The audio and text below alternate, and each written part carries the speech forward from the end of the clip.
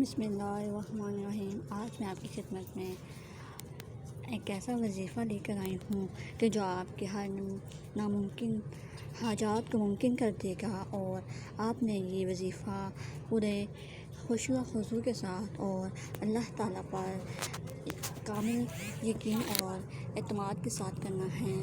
آپ نے اپنے یقین کو اللہ تعالیٰ پہ بنائے رکھنا ہے اور اس پورے یقین کے ساتھ کہ رب تعالیٰ ہماری ہر مشکلات پریشانیوں کو دور کرنے والا ہے۔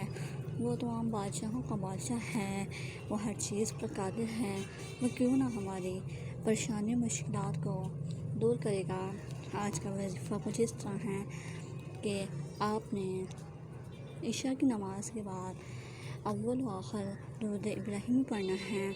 پھر آپ نے 1200 یا 12,000 مرتبہ یہ تسبیح کرنی ہے، یا بدیع العجائب